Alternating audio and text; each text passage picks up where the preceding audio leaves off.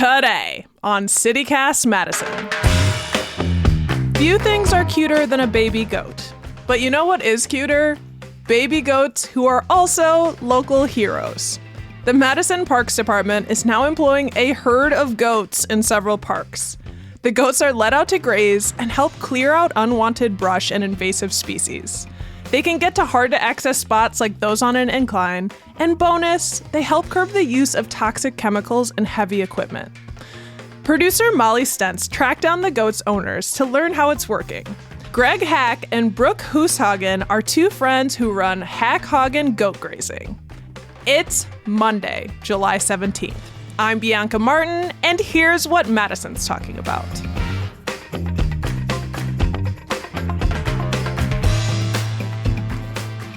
Brooke and Greg, hello, welcome. Thank you. Yeah, thank you for having us. So we wanted to talk to you about goats because you bring goat herds to the Madison parks, as I understand. Why do you do this? The main purpose of goat grazing in the city parks is to help with diminishing and helping move towards eradication of invasive species that are growing in all of the parks that we graze down there. Kind of the heavy hitter species that we're working on getting rid of are buckthorn and honeysuckle. Those are kind of the two big ones that we're working towards. And how many goats do you bring to a park at a time? So we have two herds. One is out right now in Turville Park, and there's 58 in that group. And then we'll have another group of 52. So we'll have two herds of over 50 out, and that'll be most of our goats. So there's 50 goats in Olin Turville Park right now? Correct. And so you're here talking to me, and the goats are there.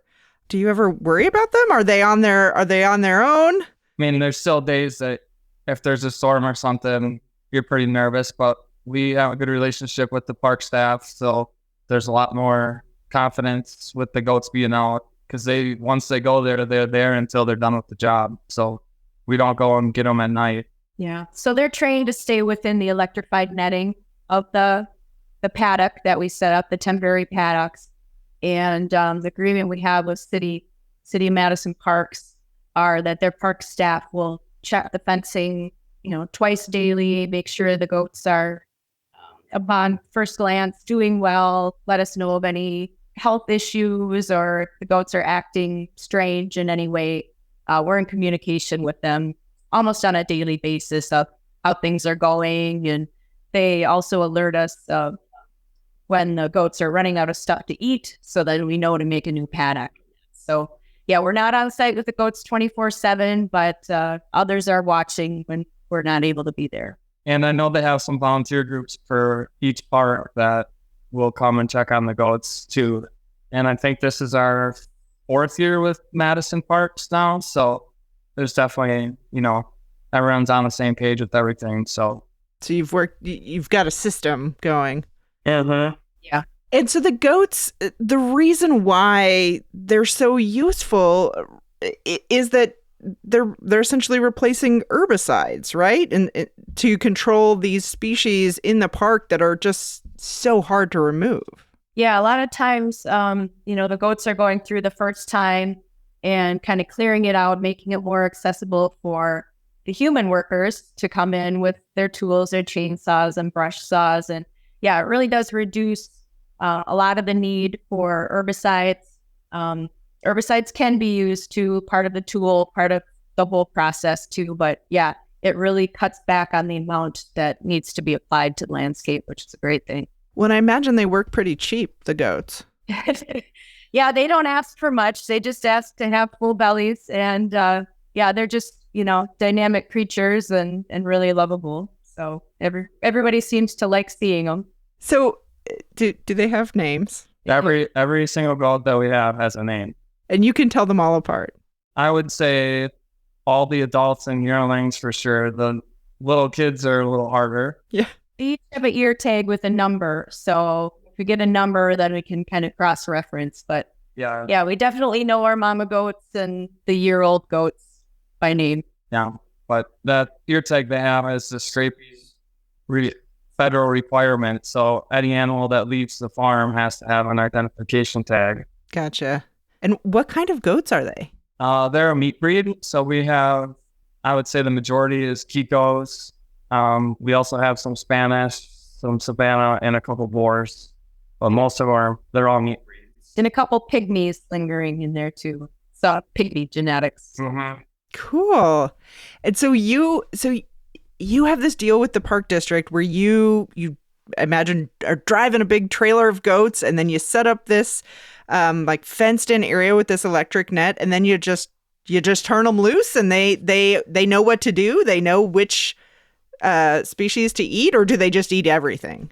They sort of eat everything. They have their favorite food groups like we do. You know, they're going to eat their favorite things first and then get to the stuff they don't like last. But yeah, they immediately start eating right off the trailer. People are often amused by that. Once they hop off the trailer, they're just instantly eating. So yeah, they know what to do. What's their favorite thing? What is their favorite? It's probably not chocolate. They prefer leaves over grass, I guess, as a general rule. Fruit trees are sort of their favorite. They like mulberry or black cherry. They'll probably eat those first. But yeah, anything leafy and green, they're mostly into it. And did you ever have to worry about them eating things that they shouldn't? I mean, that things the park has planted that they want to keep, or trees or shrubs? So if there's something that the park wants to keep, usually they'll fence it off, put up some sort of barrier that the goats can't get to it. And usually the goats are only in there for a week, maybe 2 weeks tops. So you don't have to fence it for long. And a lot of the areas that we're grazing in are so heavily infested that they're kind of just doing a restart on those areas anyway. So they don't mind if there's some collateral damage on some of the native plants. And honestly, the native plants recover better from grazing anyway. They're just kind of tuned to that. So used to it out in the wild being eaten. Yeah. Do you ever have problems? I mean, so the goats are out there doing their thing, eating the invasive species. You hope they're fine. I mean, but they're right there, right? People can come right up to them. I mean, has anyone ever tried to, I don't know, kids or something, like mess with them? I mean, there's definitely issues that we've come across in the 7 years of doing it. But the fence is electrified, so people usually don't mess with it, because if they touch it, they'll get a little shock. I mean, it's nothing like Jurassic Park where the kid's on the fence. It's just a little tickle. So just enough to keep the goats in and people out, or whatever wants to get in. I mean, we've had goats get out before. The tree falls down on the fence or something happens, and then you get a call at 9 o'clock at night and you got to go round them up. But how do you do that? I feel like that's what I've heard about goats, is that they're wily and they have big personalities and they are escape artists. Is this true? We have an escape artist. Usually we don't keep them with the groups that are in the parks, because we don't want to have continued problems, because usually they'll pass that problem on to another goat that's paying attention. So if there's an issue goat, we'll remove that from the herd that is out grazing. Generally herd bound. So if they do get out, they just stick with their herd just on the wrong side of the fence, and they want to get back in with them if they do get out. So they usually don't roam too far from where they get out. So if you have a ringleader, you kind of nip it in the bud before they start a goat insurrection or something. Correct. Absolutely. Troublemakers don't stay with the herd very long. They get exiled from the island. Yeah. I'm imagining like goats on the bike path, goats swimming in the lake. That doesn't happen. They definitely don't like water, so they won't be in the lake. Lake for safe.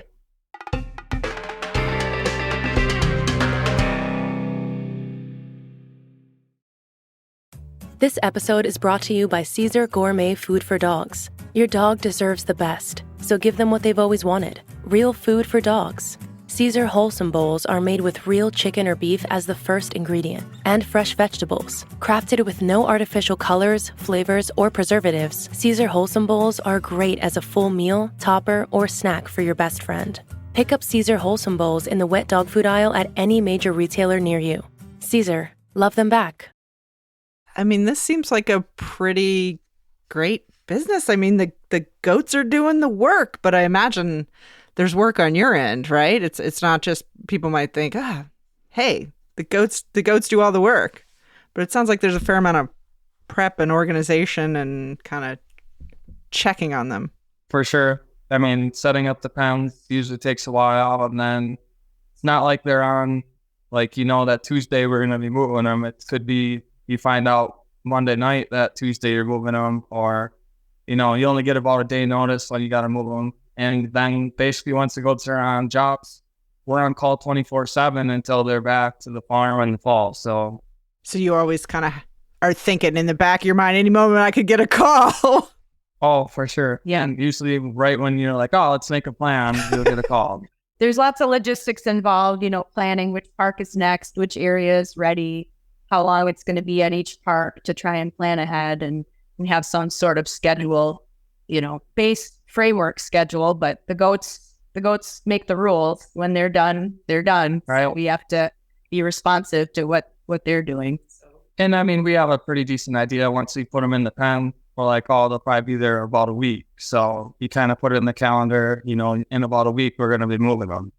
Okay. So right now they're in Olin. And how long will they be there? They'll be there quite a while because that's a pretty big area that they're tackling. So it's probably 4 or 5 moves in the park that we have to do. So probably all a month they'll be there. And then will they be in different parks all summer long? Yep, they go to, I think, 8 parks we are doing this year.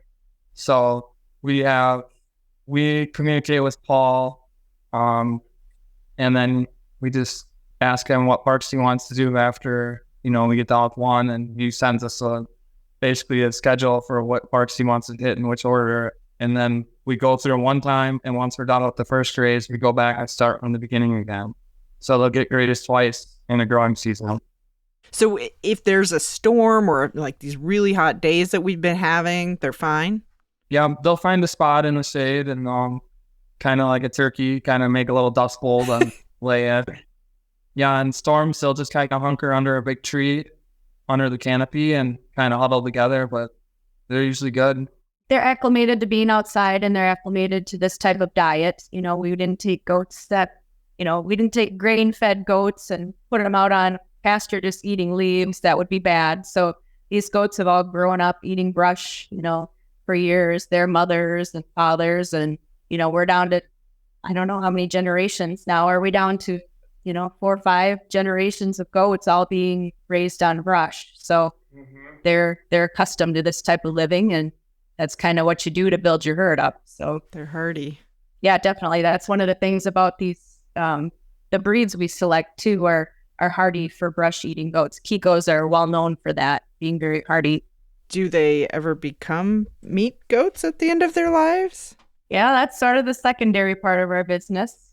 In the late fall, we call the herd basically in what? A third. So I go down to about 40 goats, and about 30 does that'll have kids in the spring, keep about 10-year lengths, and the rest will go on to their next adventure. Do you ever worry? About coyotes? There are some in the city. There are. We've had them out in the middle of nowhere before, and there's coyotes around. But as long as the fence is electrified, they usually don't mess with it, because we've set up for people who have dogs, and we let them know that, hey, the fence is electric, but the dog will still test it. So, and they usually only touch it once. Yeah. And again, with the mentality too, a couple coyotes probably isn't going to take on a herd of 50 goats. They'll protect each other and be strong together as a force. We definitely have a few does that are, if they see like one of our dogs, they'll come up to the fence and stare at it. So some of them aren't scared of them. So what do you think, what would you say is the trickiest part about running a goat operation? Having 2 full-time jobs. Yeah, this is our side gig. Oh. So we both work full-time and then do the goats on our free time, either before or after work or weekends and whatnot. So yeah, that's the challenge, finding enough time to fit it all in. Goat gig work. Right. Yeah. And our families definitely help. We both have children that have been helping out the last few years, which is a godsend to us. Yeah. Saving so much time, bringing us rolls of fencing when we're out setting it up. So yeah, it's definitely a family affair too. We get everybody involved and it's a team effort. Well, I can't wait to meet them. I want to go. I want to go over there and see them right now. Can you tell me some of their names?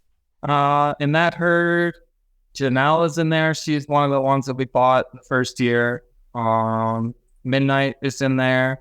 We also have Nancy. Donna. Donna's in there. Donna's a blue goat, the only blue one we have. Wow. Midnight, you never guessed she's a black colored goat. Classic. We have a lot of white ones because the Kiko breed, that's kind of the dominant color. So there's a lot of white or variations of white in our herd. Dorito is at Olin Park. So The only one with the yellow tag, I believe, in that group. get a yellow tag. Who else? Emma, Elise. There's all these names. Sometimes we try to keep it, if the mother's name starts with an E, we'll name her babies with an E to try to keep the family group straight. But It's a lot easier to remember the 70 babies' names when you can look at the mom and know the first letter at least. Yes. So will they, if I go there and call them, will they know their names? Will they come over? Oh, no, shoot. probably not. Some are more friendly than others. Yeah, Janelle is probably the most friendly. Okay. She's a white goat with a white tag. I might try. Blue eyes. Well, thank you so much. I love this. I love learning about goats in the parks. And they will be at different parks all summer long here in Madison. So after Olin and Acewood, where do they head next? We have Olin Park, Door, Cherokee, Prairie Ridge, Edna Taylor, and Knollwood. Wow. Making the rounds. Mhm. Well, very cool. Thank you, Greg and Brooke, for joining me today. Thank you so much for the opportunity to share.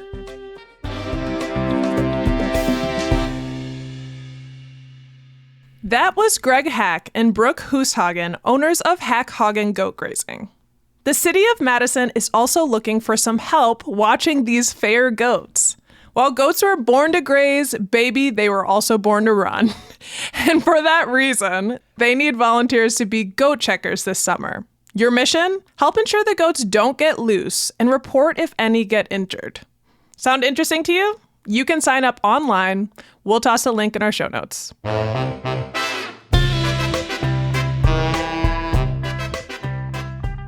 And here's what else Madison's talking about. The police. Madison Police Chief Sean Barnes is now a finalist for another job, the Chicago Police Superintendent. He is one of the top 3 picks for the job, alongside 2 Chicago police chiefs. Chicago Mayor Brandon Johnson says he'll make a decision in the next 30 days. In other news, the Dane County Humane Society's Wildlife Center has saved a new furry friend, their first ever bobcat kitten.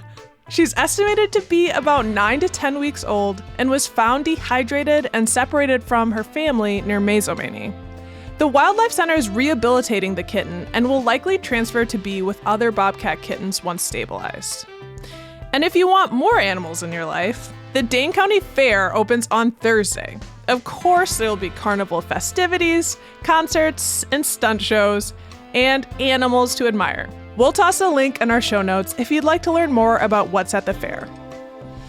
That's all for today here on CityCast Madison. I'm Bianca Martin. If you enjoyed the show, why not share this episode with someone who read you Billy Goat Gruff as a kid? We'll be back tomorrow morning with more stories from around the city. Until then.